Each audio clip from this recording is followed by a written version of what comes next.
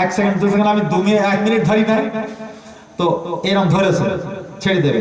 আল্লাহ পাক বল জিবরিল ওই বাচ্চা মানুষ ইউসুফকে নবী বানাবো, নিচে পানি আছে, ও তো মারা যাবে, তুমি জান্নাতে যাও, একটা ভাসমান পাথর, যে পাথর ভাসে ধরো। এদিকে ছেড়ে দিয়েছে। ইউসুফ নবী পানিতে পড়ার আগে, এই 18 হাত যাবার আগে জিবরিল জান্নাতে গেছে, পাথর নিয়েছে, ছুটে এসেছে, তলায় ধরেছে, ইউসুফ নবী পাথরে বসে গেছে। আমার বলতে অনেক সময় লেগেছে, কিন্তু জিবরিল তার আগে এসে ভাসে। কত দ্রুত গতি! কটা হলো? 3টে 4। আমাদের নবীর দন্দন দাঁত মোবারক শহীদ হয় কোন মাঠে? ওহদে। হাজি সাহেব লিখেছে এই দাঁতের রক্ত জমিনে পড়তে 3.5 হাত পড়ার আগে জিবরিলকে হুঁশিয়ার করে দিয়ে, জিবরিল যদি রসুলের রক্ত জমিনে পড়ে তবা করে দেবো, ধ্বংস করে দেবো, না পড়ে। লোকে দেখেছে পড়েছে, কিন্তু পাখনায় ধরে নিয়েছে। মুখের রক্ত জমিনে পড়ার আগে জিবরিল এসে ডানা দিয়ে ধরে নিয়েছে। এই 4 জায়গায় দ্রুত গতি। একটা বাঁধ রেখেছি কোথায়? ডানার উপর গিয়ে যাবে সেই জান্নাত, ওটা বাঁধ। বুঝতে পেরেছেন? তাহলে প্রশ্ন করেছে আল্লাহর কাছে আমাদের নবী, হে রব্বুল আলামিন, আপনি ইব্রাহিম নবীকে নমরুদের আগুনে ফেলে আগুনটা নিভিয়ে দিয়ে তাকে সম্মানে সম্মানিত করেছেন, তার পরিবর্তে আমার গুনাহগার উম্মতের কি দেবেন? প্রশ্ন ধরো। আল্লাহ পাকের তরফ থেকে উত্তর ভেসে এলো, হে আমার নবী বারহাক, আমি ইব্রাহিম নবীকে নমরুদের আগুনে ফেলে আগুনটা নিভিয়ে যখন সম্মানে সম্মানিত করেছি, তার পরিবর্তে আপনার গুনাহগার উম্মতের জন্য জাহান্নামের আগুনটা নিভিয়ে তাদের সম্মানে সম্মানিত করব। জোরে বল সুবহানাল্লাহ। আমাদের জন্য জাহান্নামের আগুন নিব। প্রশ্নের ধরন আর দুটো একটা নবী কথা বলে। মুসা নবীর সাথে আল্লাহর কাছে কি বলছে? আয় রব্বুল আলামিন, আপনি মুসা নবীর হাতের লাঠি দ্বারায় নীল নদের উপর রাস্তা বানিয়ে তাকে এবং তার উম্মতগুলো পার করে দিয়েছেন। সেই মুসা নবী তাড়িয়ে নিয়ে যাচ্ছেন না ফেরাউন? ওয়াইজ ফারাকনা বিকুল বাহরা ফানজাইনা পাগরানা ফেরাউন তানজুরু, তাড়িয়ে নিয়ে যাচ্ছে সামনে নদী। কি বললো আল্লাহ? বল মুসা হাতের লাঠিটা ফেলে দাও।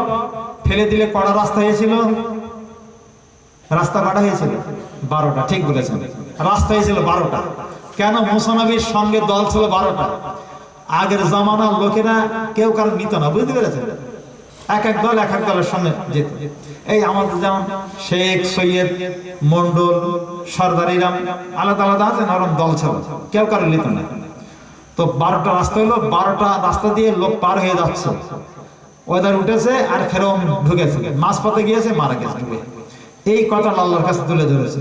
আয় রব্বুল আলামিন, আপনি মুসা নবীর হাতের লাঠি দ্বারায় নীল নদের উপর রাস্তা বানিয়ে তাকে এবং তার উম্মতগুলো পার করে দিয়েছেন, তার পরিবর্তে আমার গুনাহগার উম্মতের কি দেবেন? দেখেন সেই গুনাহগার উম্মতের কথা। আল্লাহ পাকের তরফ থেকে উত্তর ভেসে এলো, হে আমার নবী বারহাক, আমি আপনার মুসা নবীর হাতের লাঠি দ্বারাই নীল নদের উপর রাস্তা বানিয়ে তাকে এবং তার উম্মতগুলো যেমন পার করে দিয়েছে, তার পরিবর্তে কাল কিয়ামতে হাশরের মাঠে জাহান্নামের উপর যেদিন ফুলসরাত তৈরি করা হবে, রাস্তা তৈরি করা হবে, মুসা নবী যেমন নীল নদ পার করিয়েছে, আপনি আপনার গুনাহগার উম্মতগুলো ফুলসরাত পার করিয়ে তাদের জান্নাতবাসী করিয়ে দেবেন। জোরে বল সুবহানাল্লাহ। মুসা নবী নীল নদ আর আমাদের নবী ফুলসরাত। ইব্রাহিম নবী দুনিয়ার আগুন আর আমার নবী নিবে জাহান্নামে। দেখতে পাচ্ছেন? আর না একটা নবীর কথা বলে আমি ঘুরে আসি না, তাই এদিকে আয়াত শেষ করতে পারবো না। সুলাইমান নবী, সুলাইমান নবীর শানে বলছে, আয় রব্বুল আলামিন, আপনি সুলাইমান আলাইহিস সালাতু সালামকে পিঁপড়ের সাথে কথা বলিয়েছেন, পাখির সাথে কথা বলিয়েছেন, তার পরিবর্তে আমার গুনাহগার উম্মতের কি দেবেন? পিঁপড়ের নামে বল কোরআনটা সূরা আছে, নামলাতুন মানে পিঁপড়ে, এই নামলে একটা সূরা আছে। পিঁপড়ের সাথে যে কথাগুলো বলেছিল সব কোরআন পাকে দেওয়া আছে। যে পিঁপড়েটা হাতে করে নিয়েছে, পিঁপড়েটার নাম কি তফসিরে লিখেছে, বুঝলেন? কেউ জার্মা লিখেছে, কেউ তাইহা লিখেছে, পিঁপড়েটার নাম বিভিন্ন। যাক, সেই পিঁপড়ের সাথে যে কথাগুলো হয়েছিল কথাগুলো সব কোরআন পাকে। এই কথা আল্লাহর কাছে তুলে ধরেছে। আয় রব্বুল আলামিন, আপনি সুলাইমান নবীকে পিঁপড়ের সাথে কথা বলিয়েছেন, পাখির সাথে কথা বলিয়েছেন, তার পরিবর্তে আমার গুনাহগার উম্মতের কি দেবেন? বলেন, গুনাহগার উম্মতের কথা বলছে বারবার। প্রত্যেক প্রশ্নের সঙ্গে গুনাহগার উম্মত, দেখেছেন? প্রত্যেক প্রশ্নের সাথে। তাহলে প্রশ্ন কত ধরনের আছে? নামাজ আর আত্মীয়তা এ নয়, প্রশ্ন কত রয়েছে, বুঝতে পারছেন তো? আয় রব্বুল আলামিন, আমার গুনাহগার উম্মতের আপনি কি দেবেন? আল্লাহ পাকের তরফ থেকে উত্তর ভেসেল আমার নবী বারহাক, আমি সুলাইমান নবীকে পিঁপড়ের সাথে পাখির সাথে কথা বলেছি বটে, কিন্তু তার পরিবর্তে আপনার গুনাহগার উম্মতকে এমন দুটো রত্ন দান করব, যে দুটো রত্ন আমি কোন নবীকে দান করি নাই। সেই দুটো রত্ন হলো আমার আরশের রত্ন, একটা হলো সূরা ফাতিহা, আরেকটা হলো আয়াতুল কুরসি। এই দুটো জিনিস আপনার গুনাহগার উম্মতকে আমি আল্লাহ দান করে দিয়ে দিলাম। এই দুটো জিনিস কোন নবী পাইনি। যত নবী এসেছে সূরা ফাতিহা পাইনি, আয়াতুল কুরসি পাইনি, আমরা পেয়েছি। বুঝতে পেরেছেন কেন এই দুটো দিয়েছে? এই সূরা ফাতিহা পড়লে এতকানে, আমি 90 সালে যখন টাইটেলে পড়ি আলিয়াতে, 90 সালে আমি একটা তাফসীর কিনেছিলাম, এতকান বলে, এখনো বাড়িতে আছে। তাতে লিখেছে শয়তান ইবলিস 4 বার কেঁদেছে, আর এখন কাঁদবে না, আর জাহান্নামে পড়ে 4 বার। কোথায় কোথায় দেখেন? এক, যেদিন আল্লাহ পাক সিজদা করতে বলেছিল আদম নবীকে, সবাই করেছিল, ইবলিস করেনি। আল্লাহ পাক বলেছিলেন ফাখরুজ মিনহা, দূর হ, বেরিয়ে যা আমার এখান থেকে, আমার লানত তোর গলায় থাক, কেঁদেছে। এক।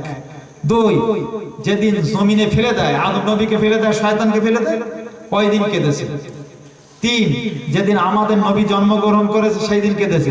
চার, যেদিন সূরা ফাতিহা, আমরা আলহামদুলিল্লাহ শরীফ পড়ি, এই ফাতিহা যেদিন নাযিল হয়েছে সেই দিন ডুকরে ডুকরে কেঁদেছে, গড়াগড়ি দিয়েছে, চুল ছিঁড়েছে। কেন? সূরা ফাতিহা পড়লে এত নাকি দেয়, তো শয়তান সহ্য করতে পারে না। 124 অক্ষর আছে। আমি যদি কোনোদিন এদিকে আসি, আমাকে বলবেন ওই সূরা ফাতিহাটা ব্যাখ্যা করতে 3 ঘন্টা লাগে। কেন? ওতে 124 অক্ষর বলতে আমার তো সময় লেগে যাবে। কিভাবে সাজিয়েছে, কারণটা কি বুঝতে পেরেছেন? তো ওইটা পড়লে শয়তানের গা জ্বালা করে। এত নাকি আল্লাহ পাক দেয়, ওটা হলো আরশের রত্ন, যেটা আমাদের দান করেছে। ঠিক এইভাবে ঈসা নবীর প্রশ্ন সব কিছু করেছে, করার পর রাসূল ফিরে আসছে। আমি ঈসা নবী ধরলে অনেক সময় লেগে যাবে, দাউদ নবী ধরলে সময় লেগে যাবে। আমি আয়াত পড়েছি 12টা 12:30 শেষ করতে হবে, আমি আয়াত শেষ করতে পারি। যে আয়াত পড়েছি আয়াতের ব্যাখ্যা শুরু হয় না আমার। এবার দেখেন রাসূলুল্লাহ ফিরে আসবে, আল্লাহর কাছে প্রশ্ন করছে। প্রশ্নের ধরন কিরম দেখেন। আয় রব্বুল আলামিন, আমার শেষ দাবি হলো আমি দুনিয়ার জমিনে যাব। আমার দাবি হলো কিয়ামতের দিন যেদিন হবে, 50,000 বছর ধরে বিচার হবে, আমার উম্মতের বিচার সর্বপ্রথম হবে কিয়ামতের দিন। অতএব আমার উম্মতগুলোকে আমার দায়িত্ব দিয়ে দিতে হবে। আমার দায়িত্ব। আল্লাহ পাক বলে সে কি কথা, তোমার দায়িত্ব না?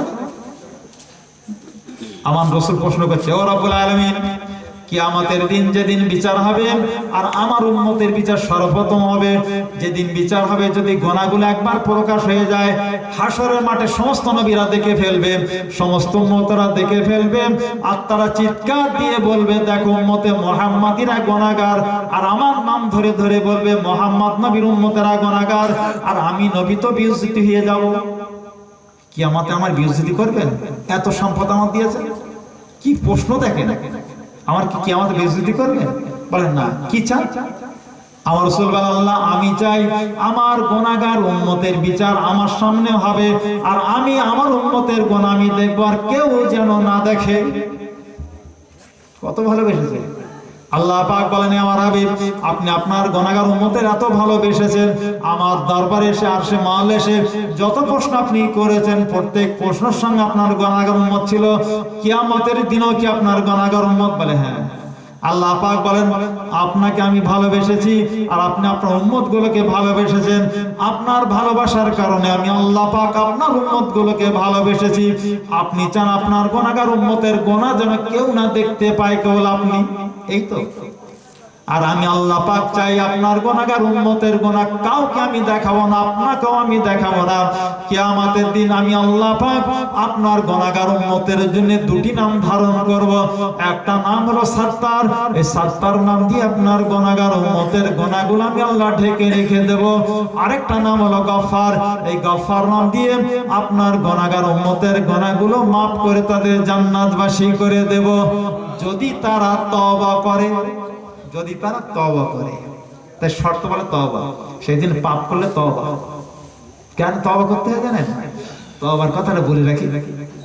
ইবনে জারীরের একটা হাদিসে এসেছে 70 বার যদি কোনো মানুষ নিজের গুনার দিকে তাকে তওবা করে, তাকে maaf করা হয়। আর তওবা কেন? হাদিস পাকে এসেছে জাহান্নাম যেদিন টেনে আনা বর্রে যেতে জাহিন, কোরআন পাকের কথা, যেদিন জাহান্নাম টেনে আনা হবে হাসরের মাঠে, সেখান থেকে বিচার হবে 200 বছর দূরের পর। এই এত পরিমাণে হুঙ্কার দেবে জাহান্নাম, এত দূরের মানুষরা সব মুখ ছুপড়ে পড়বে, বুঝতে পেরেছেন? নবীরা মুখ ছুপড়ে পড়বে ভাই। আর আমাদের নবী জাহান্নামকে লক্ষ্য করে 3টা কথা বলবে আর এগিয়ে যাবে। জাহান্নামে এগোবে, আমার রাসূল এগোবে, 3টা কথা বলবে, জাহান্নাম আর পিছবে না, এগোবে। তখন আমার নবী কোন কথাটা বললে জাহান্নাম পিছিয়ে যাবে, সেই কথাই হাদিসে এসেছে। দেখেন একটুখানি বলে নিন। তাহলে সব নবীরা মুখ ছুড়ে পড়বে, ইয়া নফসি ইয়া নফসি বলবে, একটু আগে শুনেছেন। আর আমাদের নবী জাহান্নামকে লক্ষ্য করে 3টা কথা বলবে। 1 নম্বর কথা, ও জাহান্নাম, অত বাড়াবাড়ি করো না, হুঙ্কার দিও না, গর্জন করো না। আমার উম্মতেরা 5 ওয়াক্ত নামাজ আদায় করেছে, 5 ওয়াক্ত নামাজের বদলে তুমি দূরে পালিয়ে যাও, জাহান্নাম যায় না। নবীর কথা শোনে না, হুঙ্কার দিতে দিতে আর হয়ে গেল। আমাদের নবী 2 নম্বর কথা হলো, জাহান্নাম, অত বাড়াবাড়ি করো না, হুঙ্কার দিও না, গর্জন করো না। আমার উম্মতেরা 1টা মাস রোজা পালন করেছে, এই রোজার ওসিলায় তুমি পালিয়ে যাও, যায় না। আরো হুঙ্কার দিতে এগিয়ে আসছে, নবীর কথা শুনছে না।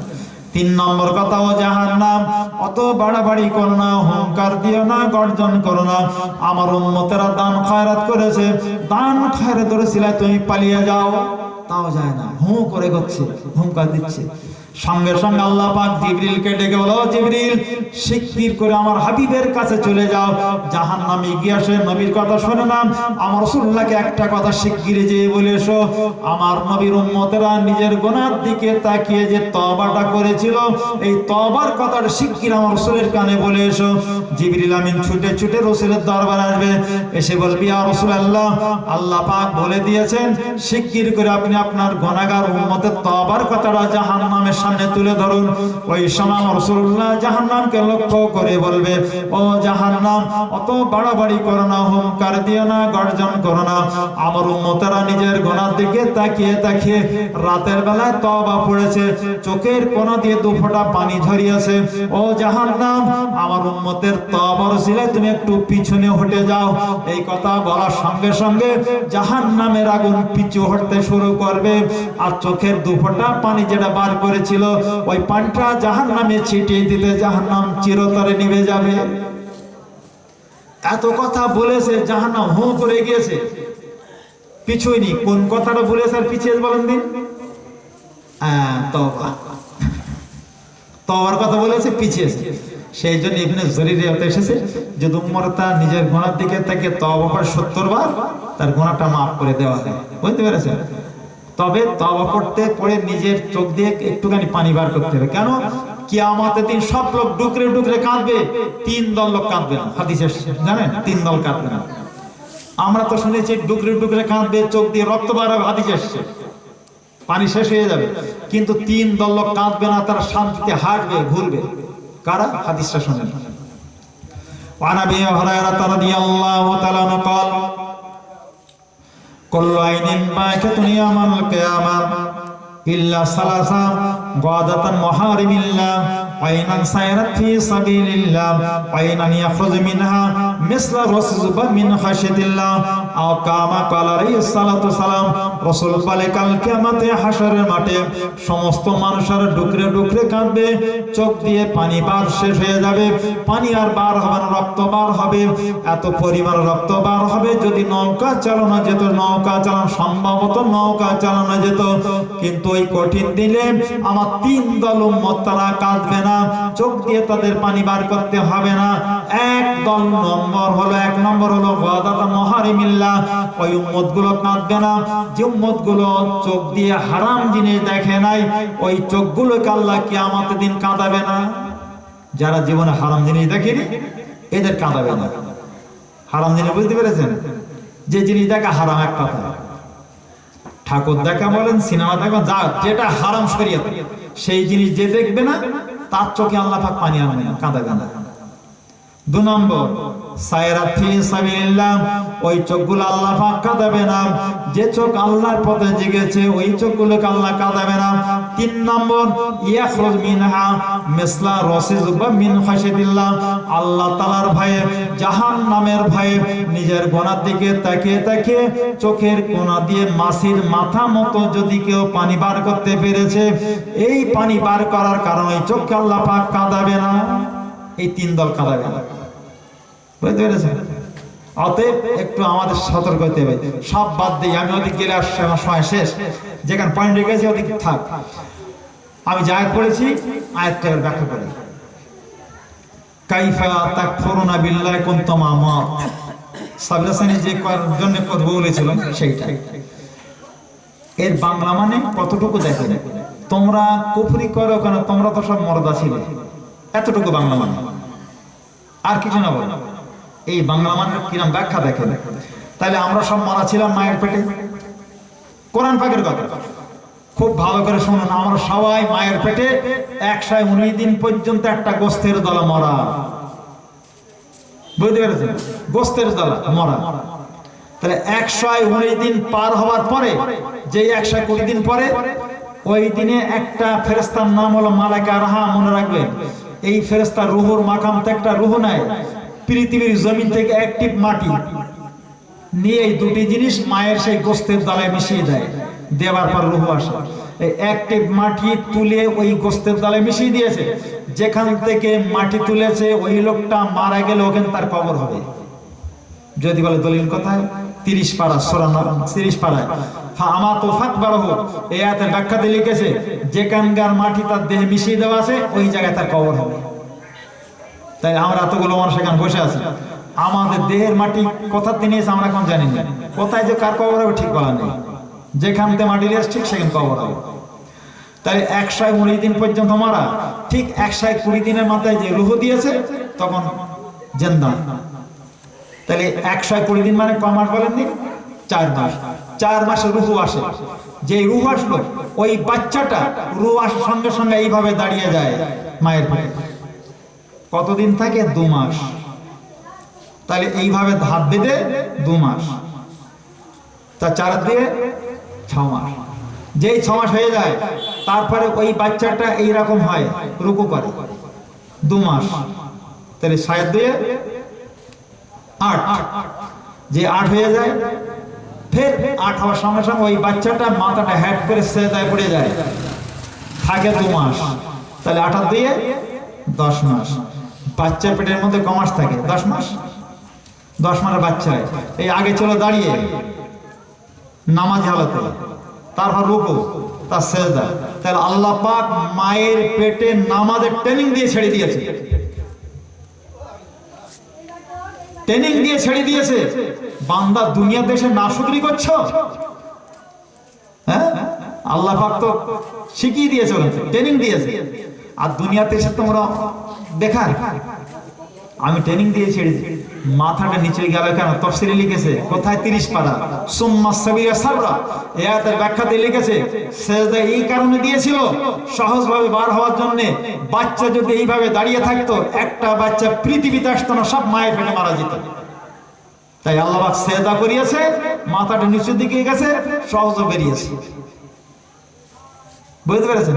তাহলে মায়ের পেটে নামাজের ট্রেনিং দিয়ে আল্লাহ পাক ছেড়ে দিয়েছে। আর আমরা তো তাই করি, নামাজে দাঁড়াই, তার রূপ করি, তারপর সাজদা, এই তো আমাদের নামাজ।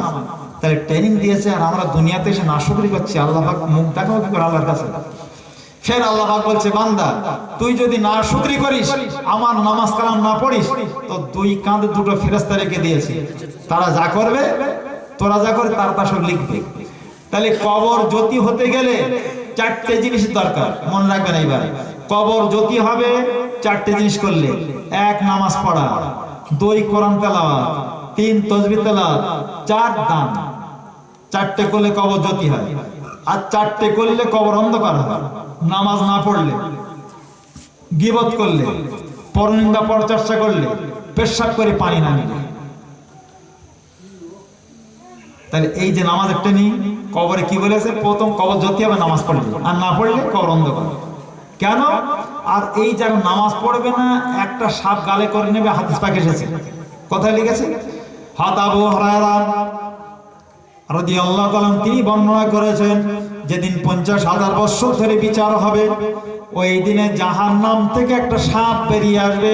সাপটার নাম হলো হুরাইশ, হাদিসে লিখেছে।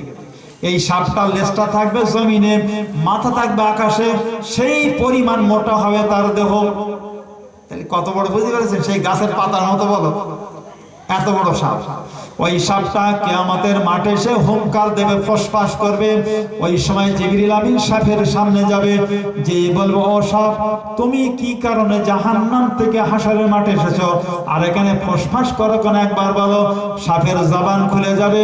সাপ বলবে, জিবরিল, আমি জাহান্নাম থেকে কিয়ামতের মাঠে এসেছি, 5 দল মানুষ খুঁটি খুঁটে বার করে আমার মুখের মধ্যে নিয়ে পেটের মধ্যে পেটটা মোটা করে জাহান্নামে ফিরে যাব। জিবরিল আমিন বলবেন, সাপ, তুমি কাকে কাকে তোমার মুখের মধ্যে ভরে নিয়ে জাহান্নামে যাবে বলো। সাপ বলবে, জিবরিল, আমি 1 নম্বর খুঁজে খুঁজে বার করব, যারা দুনিয়াতে নামাজ পড়ে নাই তাদের খুঁটে খুঁটে আমার পেটের মধ্যে ভরে নেব। 2 নম্বর, যারা যাকাত আদায় করে নাই তাদের আমি ভরে নেব। 3 নম্বর, যারা দুনিয়াতে সুদ খেয়েছে সুদখোরগুলো আমি ভরে নেব। 4 নম্বর, যারা মদ পান করেছে মদখোরগুলো আমার পেটের মধ্যে ভরে নেব। 5 নম্বর, যারা দুনিয়ার মসজিদে বসে বসে দুনিয়ার গল্প গুজব করেছে, মসজিদে বসে বসে দুনিয়ার গল্প গুজব করেছে, এই বান্দাদের জাহান্নামে আপনার পেটের মধ্যে করে জাহান্নামে নিয়ে যাব। তাহলে মসজিদে বসে গল্প করাও কত কঠিন দেখেছে। তাই সাপ জাহান্নামে প্রথম পেটে করে নিয়ে যাবে যে নামাজ পড়েনি, যাকাত দেয়নি, সুদ খেয়েছে, মদ খেয়েছে, মসজিদে নামাজ গল্প করেছে বসে বসে, সেখানে না। এর মায়ের পেটে যেই বেরিয়েছি আমরা, বেরোবার সাথে সাথে আমরা কি খাবো? কিচ্ছু, দাঁত ফাঁত কিছু নেই। তো আল্লাহ পাক মায়ের বুকে দুধ দিয়ে পাঠিয়েছে। দুধটা এয়ার কন্ডিশন, না ঠান্ডা না গরম। দুধ আমরা কতদিন খাই, খেয়েছি বলেন দিন, একটা হিসাব করে বলেন কতদিন? 2.5 বছর। 2.5 বছর যদি মায়ের মুখ থেকে দুধ খাওয়া হয়, কত দুধ হয় হিসেব করেছেন? এটা হিসেব করেন দিন দেখি। ধরুন 24 ঘন্টা দুধ চুষে যদি খাই, একটা গ্লাস দুধ হয়, 1 গ্লাস 1 পো দুধ যদি খাই, 30 মাস খেলে কতদিন হয়, কত দুধ হয়? 180 থেকে 200 কেজি হিসেব করে দেখেন। 200 কেজির মতো দুধ, 180 থেকে 200 কেজি, কম বেশি। এই 200 কেজি দুধ মায়ের মুখ থেকে চুষে খেয়েছি। মায়ের ওজন কতটা বলেন দিন? 50-60 কেজি।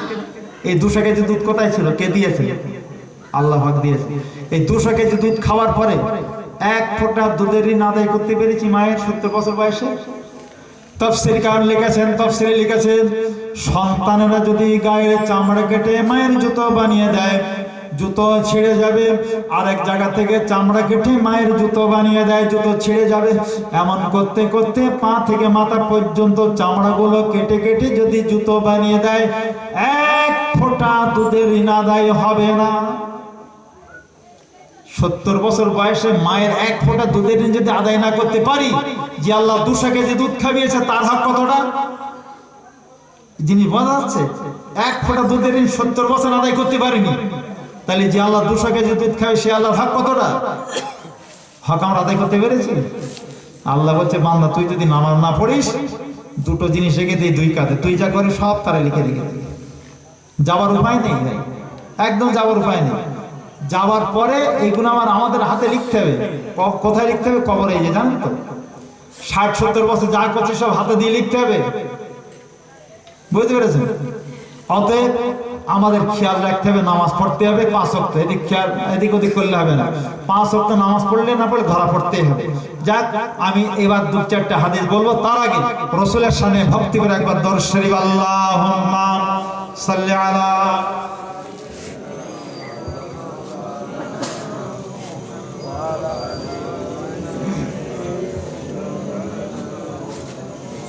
বারোটায় শেষ করতে বলেছে। হ্যাঁ, তো 12টা বাজতে আর 12-13 মিনিট বাকি আছে। তো আমি আয়াত পড়েছি 3টি। একটা আয়াত বলা হয়েছে, সব বলিনি। একটা আয়াত বলিনি, আয়াত তো হলো না সব। একটা আয়াত 3-4 ঘন্টা করে লাগে। তা আমি সব শুরু করেছি। তো 12টায় শেষ করতে বলেছে, তো 12টায় আমি 15টা মিনিট বলে নেই, নিয়ে একটু সালাম কেমন করে শেষ করে দিচ্ছি, বুঝতে পেরেছেন? তো 15 মিনিটের কোন দিকটা বলবো, এই আয়াতটা বাদ দিয়ে আগেরটা বলবো না সেই হাদিসটা বলবো? হাদিসটা দেখেন, আয়াত দুটো বাদ দিয়ে যেখানে বসেছিলেন এইখানে একটা হাদিস বলেছি। হাদিসটা এই, আজকে যেখানে বসে ওয়াজ মাহফিল শুনেছেন, কিয়ামতের দিন এই জায়গার মাটি আপনাদের সপক্ষে সাক্ষ্য দেবে, আর যেখানে খারাপ কাজ করবেন বিপক্ষে সাক্ষ্য দেবে। কিভাবে? হাদিসটার বর্ণনা হলে, যেই আমাদের কবরে দেবে, দেবার সাথে সাথে আমরা 60-70 বছরে কি করি সব আমাদের হাত দিয়ে লিখে দিতে হবে, সব লিখে দিতে হবে। কি করে লিখবেন? পরিষ্কার হাদিস পাকে এসেছে, আমরা যেটা লিখে দেবো সেটা আমাদের গলায় ঝুলিয়ে দেবে। এটা কোরআন পাকের কথা। আমরা যা করবো সব লিখে দিতে হবে। তো ধরুন একটা খারাপ লোক, বদমাইশ লোক, তো কিছু কিছু নামাজ পড়েছে, আবার বাটপাড়ি গুন্ডামি চুরি ডাকাতি করেছে, কবরে গিয়েছে, বদমাইশ লোক। যাবার পরে বলবে, বান্দা তুই লেখ কি কি করেছিস। তা কাফনের কাপড় লিখবে, লিখে গলায় ঝুলবে। কোরআন পাকের আয়াত আমি বলে দিচ্ছি আপনাদের। তো লিখবে ভালোগুলো, লেখার পর চুপ করে বসে থাকবে, আর লিখবে না। ফেরেশতারা এরা মেশিন দিয়ে দেখাবে। এই দুনিয়ার মেশিনে, মোবাইলে দেখতে পাচ্ছেন কত রকম ফটো, হ্যাঁ? আর আল্লাহ পাকের মেশিন কবে থেকে রয়েছে না, দেখিয়ে বলে, দেখ বান্দা তুই এগুলো লেখ, এই রাত 2টোর সময় তুই চুরি করেছিল ওটা লিখে দে। তার ফটো দেখাবে, কিভাবে চুরি করছে সেও দেখিয়ে দেবে। বান্দা এটাও লেখ, তুই মদ পান করছিল ওটা লিখে দে, ডাকাতি করেছে ওটা লিখে দে, কুকর্ম মিথ্যা যা পরপর দেখাবে, আর লিখতে বলবে, দেখাবে, দেখিয়ে দেখিয়ে সব লেখাবে, লিখে বলে সই করে দেবে, টিপ দিয়ে দে। তো সই টিপ দিয়ে ওটা গলায় ঝুলিয়ে দেবে। কোরআন পাকে বলেছে, বিসমিল্লাহির রহমানির রহিম, কুল ইনসানিন আলজামনাহু তায়রা ফি উনুকিহি ওয়া নুখরিজু লাহু ইয়াওমাল কিয়ামাতি কিতাবান ইয়ালকাহু মানশুরা ইকরা কিতাবাক। কোরআন পাক কি সুন্দর আল্লাহ বলে দিয়েছে। ও জগতের মানুষ, তোমরা দুনিয়াতে যে কাজগুলো করেছো, তোমাদের জীবনের কর্ময় জীবনখানা সব গলায় ঝুলিয়ে দেওয়ার ব্যবস্থা করেছি। কাল কিয়ামতে হাসরের মাঠে ওইটা বই আকারে বার করে আল্লাহ পাক বলবেন, ইকরা কিতাবাক, বান্দা তুমি নিজে হাতে যেটা লিখেছিলে আমার সামনে পড়ো। পড়ো দেখে, নিজে হাতে যেটা লিখেছি পড়ো। এর বান্দা পড়বে, পড়তে পড়তে ভালো গুলো পড়বে, আর খারাপের জায়গায় যেয়ে আর পড়বে। তখন আল্লাহ বলে, বান্দা এ তো তোমার হাতের লেখা, তোমার টিপসই সব, ওগুলো পড়ো। চুপ তো দাঁড়িয়ে থাকবে, খারাপ পড়তে লজ্জা লাগবে না? তো আল্লাহ পাক জিজ্ঞেস করে, বিচারটা হচ্ছে দেখেন, বান্দা তুমি ওগুলো করনি না আমার ফেরেশতা তোমার জোর করে লিখেছে? লোকটা কি বলবে জানেন? দুনিয়াতে বাটপাড়ি করেছে, তো ওখানে যে একটু বাটপাড়ি করবে, তো আল্লাহ ধরে ফেলবে তাকে। আল্লাহ আমি করিনি, ফেরেশতারা জোর করে লিখেছে। আল্লাহ কি সুন্দর বিচারটা করে। বান্দা যদি আমার ফেরেশতা জোর করে লিখায়, ওইগুলো সত্য হলে তুমি মেনে নেবে? বলে হ্যাঁ। যদি সাক্ষী এনে দেয় মেনে নেবে? বলে হ্যাঁ। আর ও লোকটা তো একা, মনে করছে এখন কেউ সাক্ষী দেবে, কি কেউ নেই। তো আল্লাহ বলবে, বান্দা তোমার সাক্ষী আমি কারো কাছ থেকে নেবো না, তোমার দেহ থেকে নেবো। সব শত্রু কি হচ্ছে দেখেন, আপনাদের শত্রুকে, বড় শত্রুকে দেখেন কোরআন পাকে। বিসমিল্লাহির রহমানির রহিম, সব কোরআন পাকতেই বলছে। বিসমিল্লাহির রহমানির রহিম, শাহিদা আলাইহিম সামউহুম আবসারুহুম ওয়া জুলুদুহুম বিমা কানু ইয়ামালুন। আল্লাহ পাক বান্দাকে বলবে, দেখো বান্দা তোমার সাক্ষী আমি গ্রহণ করব তোমার দেহ থেকে। 1 নম্বর কথা বলবে তোমার কান। কান উঠে বলবে, রব্বুল আলামিন এই বান্দার নামে যে পাপগুলো লেখা দেখা যায়, পাপগুলো সব সত্য, আমি কান বলে দিলাম। 1 নম্বর শত্রু নিজের কান। কেন? কান সব শুনেছে। 2 নম্বর চোখ উঠে বলে, রব্বুল আলামিন এই বান্দার নামে যে পাপগুলো লেখা দেখা যায়, ও যখন পাপ করতো আমি তা চোখে দেখতাম, সব পাপগুলো সত্য, আমি চোখ বলে দিলাম। যদি কোনো মানুষের গোপন কথা কেউ বলে দেয়, তার প্রতি রেগে যায় না? যায় না? আপনার গোপন কথা যদি আমি বলে দিই, আপনি রেগে যাবে? গোপন কথা বললেই রাখবে। তা লোকটা রাগ হচ্ছে, হায় রে আমার কান আমার বিরুদ্ধে সাক্ষী, আমার চোখ আমার বিরুদ্ধে সাক্ষী, সহ্য করতে পারছে না।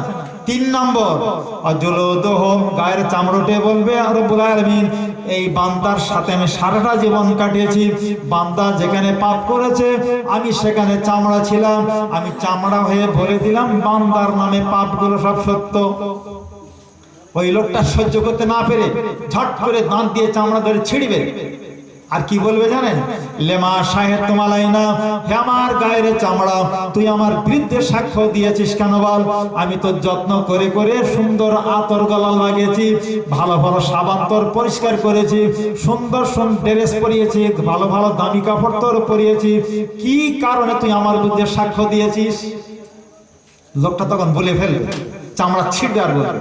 আর চামড়া তখন কি বলবে জানেন? সে কথাটাও কোরআন পাকে বলে চলে, কি সুন্দর কথা। কলু আনতাকাল্লাহ, চামড়া বলবে রব্বুল আলামিন আজকে আমার সত্য কথা বলার শক্তি দিয়েছে, আমি সত্য কথাগুলো সব বলে দেব। তাই দেহ থেকে সাক্ষী নিয়েছে কটা? কান, চোখ আর চামড়া, তিনটে বিরুদ্ধে খুঁজে লেগেছে। সঙ্গে সঙ্গে আল্লাহ বলে, বান্দা তোমার সাক্ষী দরকার আছে? বলে আল্লাহ এরা সব আমার শত্রু, আরো সাক্ষী চাই। কত ধৈর্য ধরে বিচার দেখে। সঙ্গে সঙ্গে আল্লাহ পাক আবার বলবে, আলিয়া সূরা ইয়াসিন, আলিয়ামান আখতিমালা ফাইহিম ওয়াতুকাল্লুনা আইদিহিম, ওই সময় বান্দার হাত দুটো কথা বলা শুরু করবে। কথা বলে বলবে রব্বুল আলামিন, বান্দার নামে যে পাপগুলো লেখা দেখা যায়, আমি হাত দুটো বলে দিলাম সব সত্য। সঙ্গে সঙ্গে পা দুটো কথা বলবে, আল্লাহ হাত দুটো যা বলেছে সব ঠিক বলেছে। তাহলে কটা সাক্ষী হলো? আগে 3 আর হাত আর পা, 5। আমাদের বিরুদ্ধে 5টা গেল। সঙ্গে সঙ্গে আল্লাহ বলে, বান্দা তোমারও সাক্ষী দরকার আছে না মেনে নেবে? লোকটা বলবে, আল্লাহ আরো সাক্ষী চাই। দেখতে পাচ্ছেন কি হচ্ছে? তো ঠিক আছে, এর থেকে বান্দা কথা বল, বলার সাথে সাথে ফাফান থেকে ফাঁকে জহু এজামু লাহামু, এই জায়গাতে আপনার কথা বলবে, এই জায়গার গোশ কথা বলবে, এজাম এই জায়গার হাড় কথা বলবে, 3টি। তাহলে 5 আর 3 8, 8টা কথা বলার পরে বান্দা তুমি মানবে নাকি? তখন বান্দা বলে, আল্লাহ এরা সব আমার শত্রু, আমার দেহ বাদ অন্য জায়গা থেকে সাক্ষী আনছে। কি বুঝতে পারছেন কত হচ্ছে ঠেলে ঠেলে? আল্লাহ বলে, ঠিক আছে তুমি বান্দা, তোমার সাক্ষী আমি আনছি, তুমি যেখানে বেশি পাপ করেছিলে সেই জায়গার মাটি। হাদিস পাকে এসেছে, তিরমিজি শরীফে হাদিস পাকে এসেছে, ফাইন্না আখবারান তাশহাদা আলা কুল্লি আবদিন আমাতিন বিমা আমিল আলা যাহরিয়া আনতাকুল আমিল আলাইয়া কাযা ওয়া কাযা ইয়ামা কাযা ওয়া কাযা, রাওয়াহু তিরমিজি।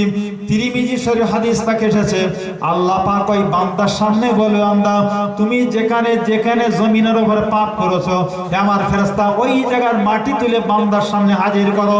ফেরেশতারা যাবে, এই বান্দা যেখানে চুরি করেছিল মাটি তার সামনে হাজির করা হবে, যেখানে বসে তাস পিটেছে মাটি তার সামনে হাজির করা হবে, যেখানে বসে জেনা করেছে মাটি সেখানে হাজির করা হবে, যেখানে চুরি করেছিল সেখানকার মাটি হাজির করা হবে। এক কথায় বান্দা জীবনে যত জায়গায় পাপ করেছে সব জায়গার মাটি তুলে তার সামনে হাজির করা হবে।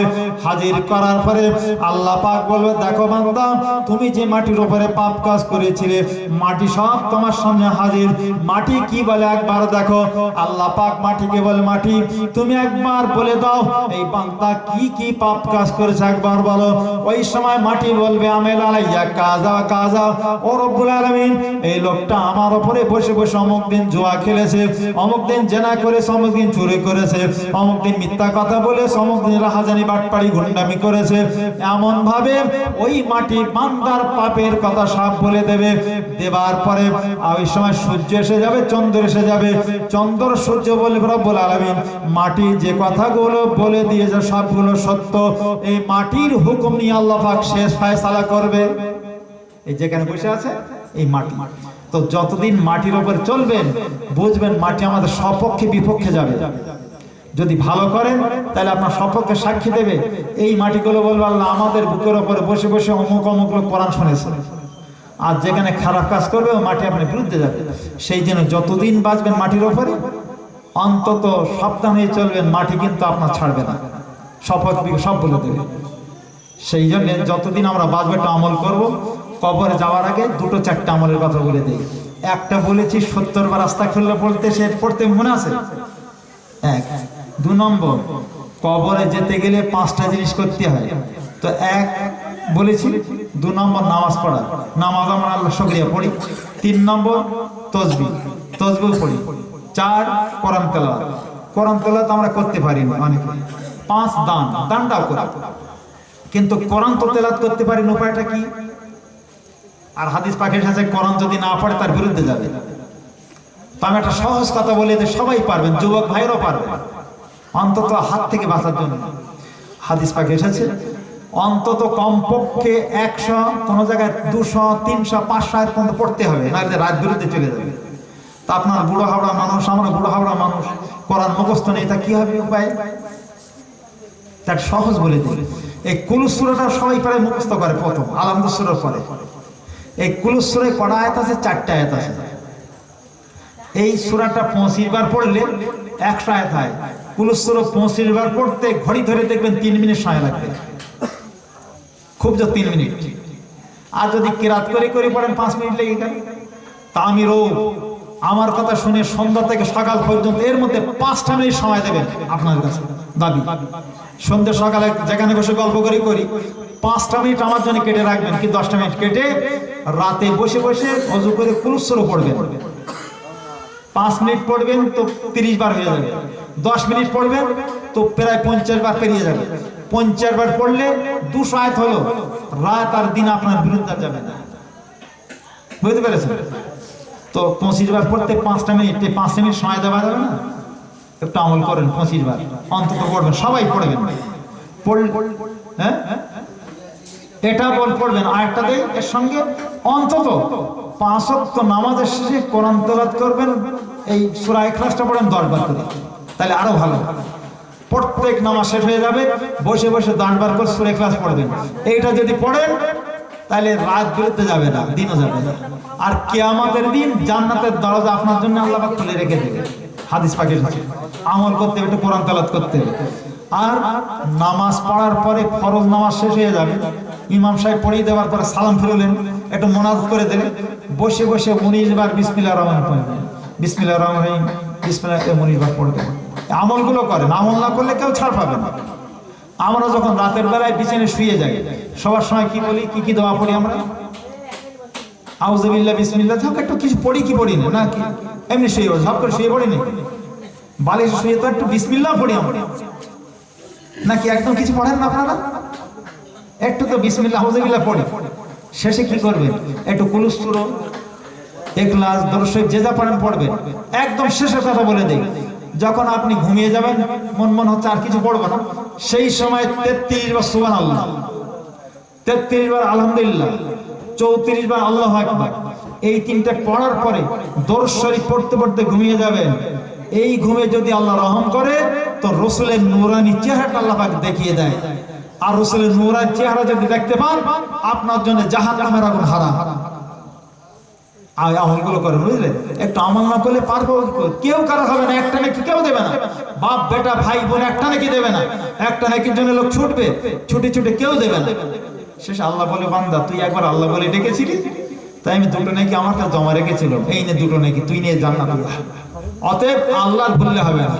5 ওয়াক্ত নামাজ পড়বেন, সেই সাথে সাথে সন্ধ্যা থেকে সকাল পর্যন্ত 70 বার আস্তাগফিরুল্লাহ, আর 25 বার সূরা ইখলাস রাতের বেলা, আর 19 বার বিসমিল্লাহ, এগুলো পড়বেন না। কোনো আল্লাহ সব মাগরিবের পর থেকে সকাল পর্যন্ত যখন আপনার সময়, ও যেখানে সময় পাবেন, আমি সময় দেখে বলি, বুঝতে পারেন? যেখানে সময় পাবেন পড়ে নিলে, বুঝতে পেরেছেন? দুপুরের ভাত আমরা খাই দুপুরের সময়, যে 2 ঘন্টা পরে খাই। জোহরের নামাজ 1টা থেকে সে 3টে পর্যন্ত নামাজ আগ পিছ করে হয়, বুঝতে পারেন? পড়বেন, একটু আগে পিছিয়ে পড়বেন, কোনো অসুবিধা নেই, একটু আমল করবেন। আল্লাহ পাক আমাদের সকলকে বেশি বেশি করে আমল করার তৌফিক দান করুন, আল্লাহুম্মা আমিন। রাসূলের সানে দরুদ শরীফ, আল্লাহুম্মা সাল্লি আলা।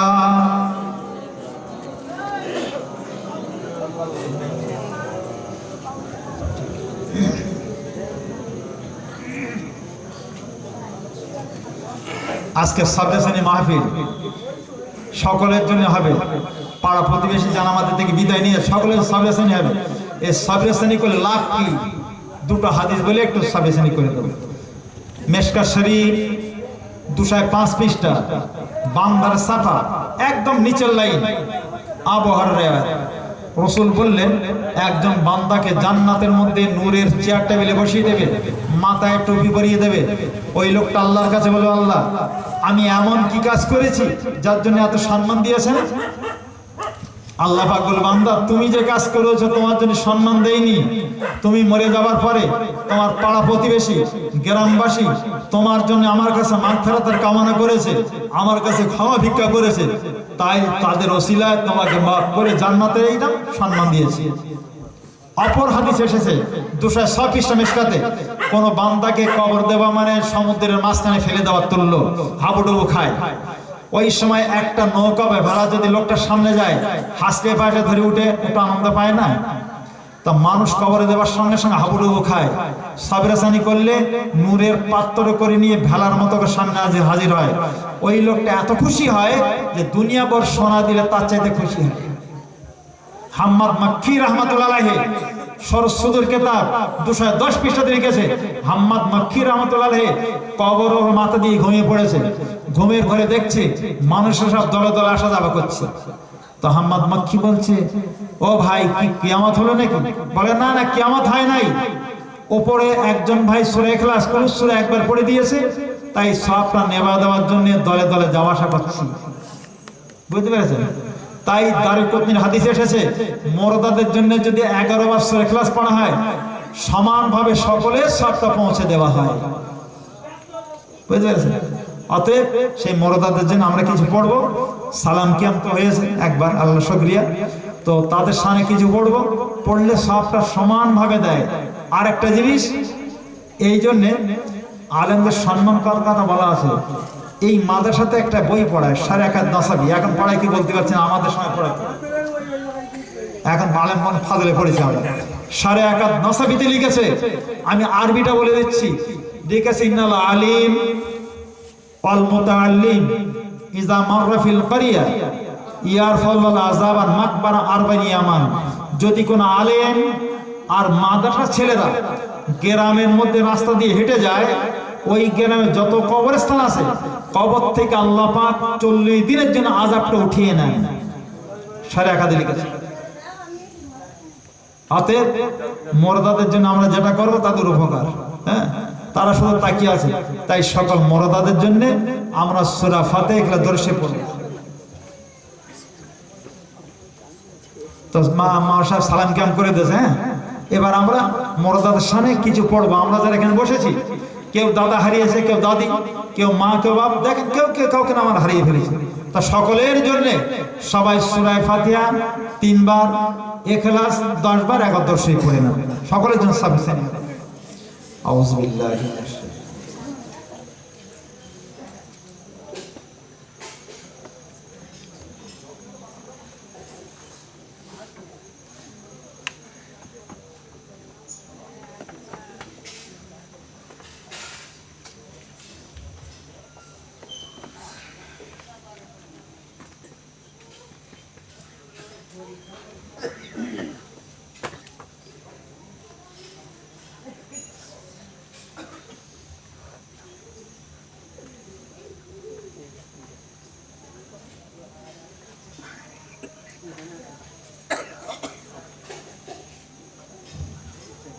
শাইতানির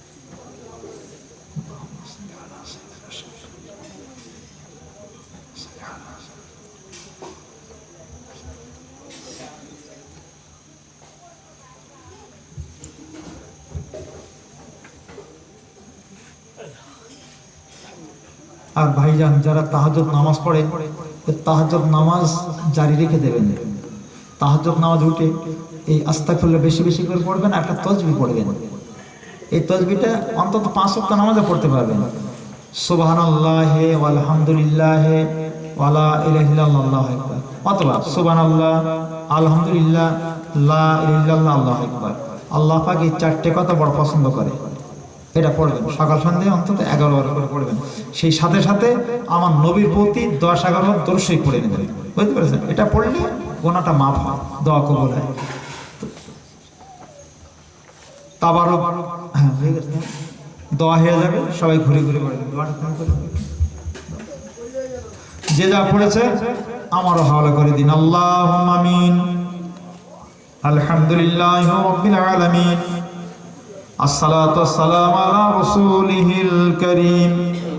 ربنا ظلمنا أنفسنا وإن لم تغفر لنا وترحمنا لنكونن من الخاسرين ربنا آمنا بما أنزلت واتبعنا الرسول فاكتبنا مع الشاهدين رب ارحمهما كما ربياني صغيرا رب العالمين শবে মেরাজের রাতে শবে মেরাজের চাঁদে আল্লাহ তাহাজ্জুদের সময় আল্লাহ কত মানুষ আপনার তাহাজ্জুদ নামাজে দাঁড়িয়ে গেছে রব্বুল আলামিন সেই তাহাজ্জুদ নামাজের সময় আমরা কাঙ্গাল বেশে ফকির বেশে আল্লাহ বুজুর্গ বান্দাদের নিয়ে আপনার শাহী দরবারে দুটি করে হাত আমরা পেতেছি ও রব্বুল আলামিন সর্বপ্রথম আমাদের সকলের জীবনের গুনার খাতা maaf করে দেন হে রব্বুল আলামিন এখানে বসে বসে যা কিছু তেলাওয়াত করেছি সূরা ফাতিহা দর্শে সেই সাথে সাথে আল্লাহ তাআলা হাবিবের কথা আপনার কথা আমরা শোনা বোঝা করেছি আল্লাহ সবগুলো আপনার শাহী দরবারে মঞ্জুর করুন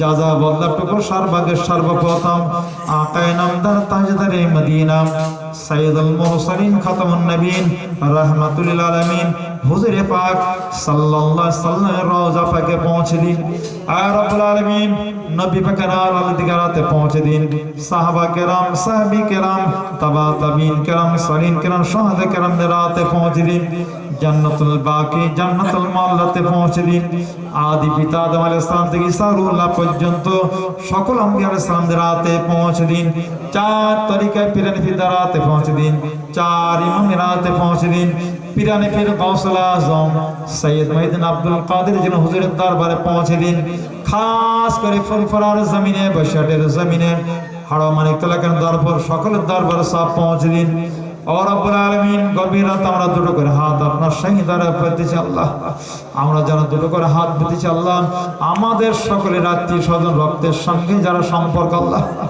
মা বাপ ভাই বোন দাদা দিদি নানা নেই আয় আল্লাহ আমাদের রক্তের সঙ্গে সম্পর্ক যারা কঠিন কবরের বাসিন্দা হয়েছে আল্লাহ এই সবটুকু সকলের আরাতে পৌঁছে দিন আযাবে কবর থেকে সকলকে নাজাত দিন ও রব্বুল আলামিন এই মাহফিল দেওয়ার জন্য যারা সাহায্য সহযোগিতা করেছে আল্লাহ এই পাড়ার মানুষ আল্লাহ যত মানুষ এখানে আমরা হাজির হয়েছে আল্লাহ আমাদের সকলের আত্মীয় স্বজন যে যে কবর শায়িত আছে আল্লাহ সবটুকু সকলের আড়তে পৌঁছে দিন কবরগুলো জান্নাতের বাগান বানিয়ে দিন জীবনের গুনাহ খাতা maaf করে দেন ও রব্বুল আলামিন দুনিয়ার জমিনে বেঁচে থাকতে আমাদের লালন পালন করতে যে আল্লাহ হয়তো আপনার হুকুম তেমন ভাবে পালন করতে পারি না আল্লাহ ও রব্বুল আলামিন যাদের হাতের কামাই খেয়ে তিলে তিলে বড় হয়েছে আল্লাহ সেই আব্বাজানকে আমরা অনেকে হারিয়ে ফেলেছি ও রব্বুল আলামিন যে মায়ের কলিজায় লাথি মেরে দুনিয়ার জমিনে এসেছে আল্লাহ সেই মাকে আমরা অনেক হারিয়ে ফেলেছি ও রব্বুল আলামিন আমার এখানে যারা বসে আছে আল্লাহ আমাদের মুখ থেকে অনেকের আব্বা মা বলে উঠে গেছে আল্লাহ ও রব্বুল আলামিন আমাদের লালন পালন করতে যে কত না তারা কষ্ট করেছে আল্লাহ সেই আমাদের সকলের আব্বা মা দুনিয়া থেকে যারা বিদায় নিয়েছে আল্লাহ তাদের জান্নাতগুলো জান্নাত কবরগুলো জান্নাতের বাগান বানিয়ে দেন আল্লাহ আল্লাহ যাদের আব্বা মা বেঁচে আছে আল্লাহ তাদের হায়াত কিসমত দারাজ করে দেন ও রব্বুল আলামিন আমরা যারা দুটো করে হাত পেতেছি এই গভীর রাতে আল্লাহ আল্লাহ মনের কোণের কথা আপনি একটু কবুল করেন আল্লাহ এইখানে যত মানুষ আমরা এসেছি আল্লাহ যে জানিয়েতে হাত পেতেছে আল্লাহ সকলের নেক মকসদগুলো আপনি পুরা করে দেন ও রব্বুল আলামিন ভাইজানের যে উদ্দেশ্য নিয়ে এই মাহফিল ইন্তজাম করেছে আল্লাহ তাদের নেক মকসদগুলো পুরা করে দিন আল্লাহ মুরতাদের সাবির হোসেনের উদ্দেশ্যে মাহফিল আল্লাহ সকল মুরতাদের আপনি maaf করে দেন আল্লাহ আল্লাহ রূহগুলো সকল ইলমে জায়গা দিয়ে দিন ও রব্বুল আলামিন আর যে আপনার কাছে এতটুকু আল্লাহ যেদিন কিয়ামত হবে সূর্য মাথার উপর এসে যাবে মাটি টকবক টকবক করে ফুটবে আল্লাহ সেই কঠিন দিনে আপনার হাবিবের হাতের কাউসারের পানি আমাদের সকলের জন্য এক ঢোক করে নসিব করে দেবেন ও রব্বুল আলামিন আমরা যারা দুটো হাত পেতেছি আল্লাহ আমাদের মনের আশা আকাঙ্ক্ষা একটু মিটিয়ে দেন আল্লাহ আল্লাহ এই শবে মেরাজের চাঁদ আল্লাহ যে রাতে আপনি ইবাদত কবুল করেন না সেই রাতে আমরা হাত পেতেছি রব্বুল আলামিন আল্লাহ আমরা দুটো করে আরজু জানাই এখানে যতগুলো মানুষ আমরা আছি আল্লাহ, আর যারা হাজির হয় নাই আল্লাহ, যারা ব্যবসা বিজনেস করে আল্লাহ, ব্যবসা একটু বরকত দিয়ে দেবেন আয় আল্লাহ। এই এলাকার মানুষ চাষবাস করে আল্লাহ, চাষবাসে তাদের বরকত দিয়ে দেন আল্লাহ। ও রব্বুল আলামিন, গরিব মানুষেরা যারা খেটে মজুরি খায় আল্লাহ, তাদের শরীর গতিগুলো আপনি একটু ভালো রেখে দেবেন। ও রব্বুল আলামিন, যারা ঋণগ্রস্ত, ঋণ থেকে তাদের মুক্তি দিয়ে দেন। ও রব্বুল আলামিন, যারা কন্যাদায়গ্রস্ত আছে কন্যাদায় উদ্ধার করে দেন। ও রব্বুল আলামিন, যারা রোগের সঙ্গে ভোগে আল্লাহ, রোগ থেকে তাদের শেফায় কুল্লি ইনায়াত করুন। ও রব্বুল আলামিন, এই মাহফিলে অনেক বুজুর্গ মানুষ আছে, আলেমেরা আছে, আর যুবক জওয়ানেরা আছে। রব্বুল আলামিন, যাকে পছন্দ হয় আল্লাহ তার ওসিলায় দোয়া কবুল করেন। আল্লাহ আমার হাবিবের ওসিলায় আমাদের সকলের দোয়া কবুল করে নেন। আল্লাহ আমাদের সকলের শেষ আরজু, শেষ নিবেদন এতটুকু, যেদিন এই গ্রাম জীবনের মতো ছেড়ে দিতে হবে আল্লাহ। আল্লাহ, যে বাড়িতে আমরা বসবাস করি এই বাড়ি ঘরে যেদিন জীবনের মতো ছেড়ে দিতে হবে, বিবি বাল বাচ্চার মুখ থেকে যেদিন আমাদের টেনে নেবে, আয় আল্লাহ, যে মসজিদে আমরা নামাজ পড়ি মসজিদ ঘরে যেদিন আমাদের ছেড়ে দিতে হবে, ও রব্বুল আলামিন, আজরাইল ফেরেশতা যেদিন আমাদের সামনে ঘুর ঘুর করে ঘুরবে, সেই কঠিন দিনে ঈমানের কালেমা আমাদের সকলের জবানে জারি করে মৃত্যু নসিব করবেন। আল্লাহ, আমাদের সকলের দোয়া আপনার রহমান রহিম নামের ওসিলায় কবুল করুন। আমাদের সকলের দোয়া আপনার হাবিবের ওসিলায় কবুল করুন। রব্বানা তাকাব্বাল মিন্না ইন্নাকা আনতাস সামিউল আলিম ওয়া তুব আলাইনা ইন্নাকা আনতাত তাওয়াবুর রহিম ওয়া ফাওবিদু আমরি ইলাল্লাহ ইন্নাল্লাহা বাসীরুম বিল ইবাদ। সুবহান রাব্বিকা রাব্বিল ইজ্জাতি আম্মা ইয়াসিফুন ওয়া সালামুন আলাল মুরসালিন আলহামদুলিল্লাহি রাব্বিল আলামিন। বাহাক্কে লা ইলাহা ইল্লাল্লাহু মুহাম্মাদুর রাসূলুল্লাহ। আসসালামু আলাইকুম। সবাই একটু ঘুরে ঘুরে বসে যান ভাইজান।